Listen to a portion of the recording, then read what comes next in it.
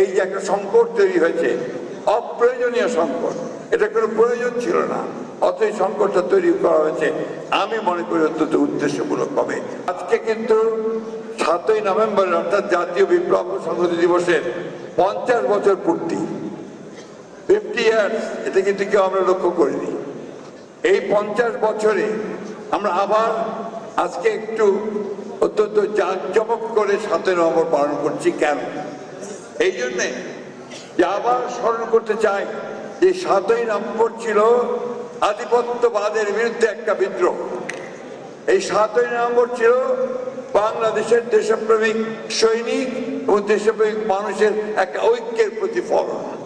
আর এই 7ই নভেম্বর ছিল আমাদের দেশের স্বাধীনতার ঘোষক, আমাদের সবচেয়ে প্রিয়, যে আমাদের বাংলাদেশের চেহারা পাল্টে দিয়েছিলেন, সেই নেতা শহীদ জিয়াউর রহমানকে স্বাধীনতা সর্বদিন প্রতীক হিসাবে পরিণত করার দিন।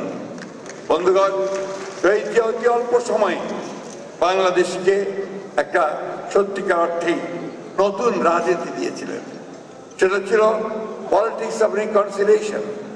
কথাটা শুনলে অনেকেই আবার হয়তো বিভিন্নভাবে ব্যাখ্যা করতে পারেন, বাট পলিটিক্স অফ রিকনসিলিয়েশন আজকের দিনে এই মুহূর্তে সবচেয়ে প্রয়োজনীয় রাজনীতি বলে আমি মনে করি। এবং তিনি দিয়েছেন কি ফিলসফি অফ বাংলাদেশ জাতীয়তাবাদ। এটা আমি ব্যাখ্যা করতে যাব না, দীর্ঘ সময় লাগবে। পলিটিক্যাল রিফর্মস, এই পলিটিক্যাল রিফর্মস গুলো অর্থাৎ একদলীয় শাসন ব্যবস্থা থেকে বহুদলীয় শাসন ব্যবস্থা, গণতন্ত্রের উত্তরণ, সংবাদপত্রের স্বাধীনতা, জুডিশিয়ারির স্বাধীনতা, সব কিছুকে তিনি অতি অল্প সময়ে নিশ্চিত করেছিলেন। আর ছিল ইকোনমিক রিফর্মস, একটা বদ্ধ অর্থনীতিকে তিনি একটা মুক্ত অর্থনীতিতে নিয়ে এসেছিলেন। নতুন করে মুক্ত বাজার অর্থনীতি এবং বেসরকারি যে বিনিয়োগের ব্যবস্থা করে তিনি অর্থনীতিকে সামনের দিকে এগিয়ে নিয়েছিলেন। কৃষি বিপ্লব, শিল্প বিপ্লব তখনই শুরু হয়েছিল। বন্ধুগণ,